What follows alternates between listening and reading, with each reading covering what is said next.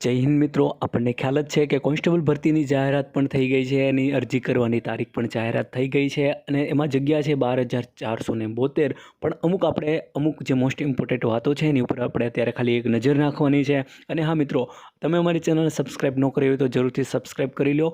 અને હા, ખાસ વાત એ છે કે આપણે લાવશું શોર્ટકટ કીથી બધા જ સબ્જેક્ટ છે, બંધારણ છે, કલમો છે, બધું જ આપણે શોર્ટકટ કીથી લાવવાના છીએ. એટલે આપણી ચેનલને ખાસ સબસ્ક્રાઈબ કરી લેજો. એ પણ ભૂગોળ હોય કે કોઈ પણ વિષય હોય, આપણે શોર્ટકટ કી લાવશું, જોરદાર લાવશું. એટલે સબસ્ક્રાઈબ કરી લેજો. ચાલો, તમારો ટાઈમ વેસ્ટ નહીં કર્યો, આપણે જલ્દીથી ફટાફટ આપણે છે ને આમાં નજર ફેરવી લઈએ.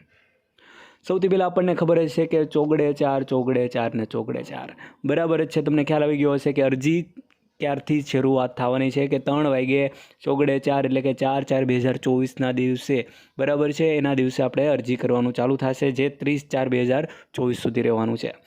આગળ વાત કરીએ તો કે આપણે પીએસઆઈના કેડર છીએ તો આપણે પીએસઆઈને ઓનલાઈન અરજી કરતી વખતે પીએસઆઈ કેડરમાં આપણે પસંદ કરવાનું છે. લોકરક્ષક માટે આપણે એપ્લાય કરશું તો લોકરક્ષકમાં આપણે પસંદ કરવાનું છે ઓનલાઈન એપ્લિકેશન વખતે. પણ તમે જો પીએસઆઈ પણ બનવું છે અને કોન્સ્ટેબલ પણ બનવું છે કે આમાં મેળ નહીં તો આમાં, તો પછી બંને એકસાથે આપણે ભરવું હોય તો હા મિત્રો, એનો પણ ઓપ્શન છે. પીએસઆઈ પ્લસ એલઆરડી તમારે પસંદ કરવાનું રહેશે મિત્રો. કોઈ પણ ભૂલ વગર તમારે શાંતિથી તમારે સારું મુહૂર્ત ગોતીને બરાબર છે ભરી દેવાનું છે. ચાલો આપણે આગળ વધીએ. હવે આમાં છે વય મર્યાદાની વાત.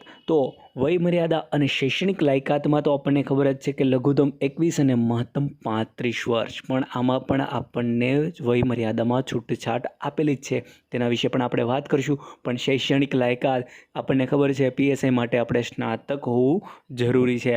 પણ આપણે તો 12 પાસ છીએ, તો આપણને ખબર જ છે કે 12 પાસ ઉપર આપણે શું કરશું. ઓકે, ચાલો આપણે આગળ વધીએ.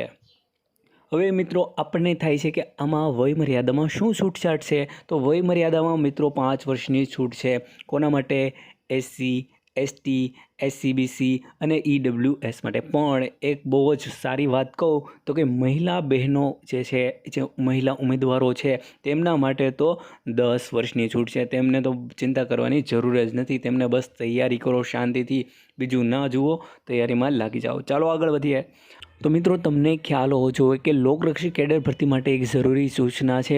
પરીક્ષાના સિલેબસમાં ખૂબ જ મહત્ત્વનો સુધારો કર્યો છે આ લોકોએ. પરીક્ષામાં બહુ જ મસ્ત એવો સુધારો કર્યો છે, જે તમને હું દેખાય જ છે કે આમાં રહેશે શારીરિક કસોટી તમે પાસ કરશો. શારીરિક કસોટી તમે પાસ કરશો એટલે શું થશે? સેકન્ડ સ્ટેજની પરીક્ષા જે હશે MCQની ટેસ્ટ, એમાં પણ હશે part A plus part B. હવે part A plus part B કઈ રીતે?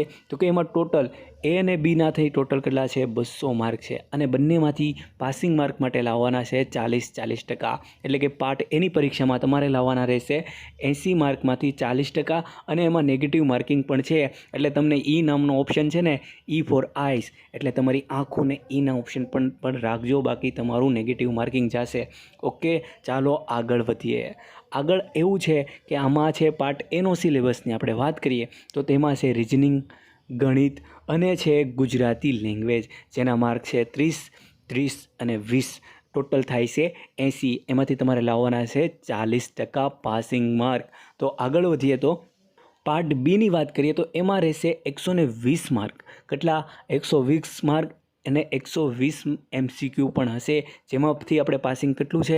40% એ પાસિંગ છે અને નેગેટિવ માર્કિંગ છે. એટલે આપણે ફોર આઈસ આપણે ભૂલવાનો નથી, બાકી લેવાના દેવા થઈ જશે.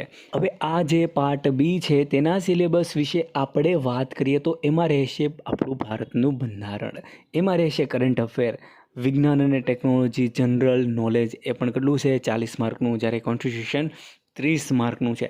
કેટલું? 30 માર્કનું છે. આપણે લાવીશું એની શોર્ટકટ રીતે, ડાયરેક્ટ સીધું જ ખોપડીમાં, કોઈ માર્ક આપણે જવા નહીં દઈએ. અને એમાં પણ છે હિસ્ટ્રી, કલ્ચર, જિયોગ્રાફી, ગુજરાત અને ભારત. ટોટલ કેટલું છે? 50 માર્કનું. હવે હું તમને એક બહુ જ મસ્ત વાત સમજાવીશ કે આપણે કયા સબ્જેક્ટને મહત્ત્વ આપવાનું છે. આપણે વધારે મહેનત ગધેડા જેવી કરવાની નથી, બરાબર છે? ઓકે, ચાલો આપણે હવે આગળના વિડીયોમાં મળશું.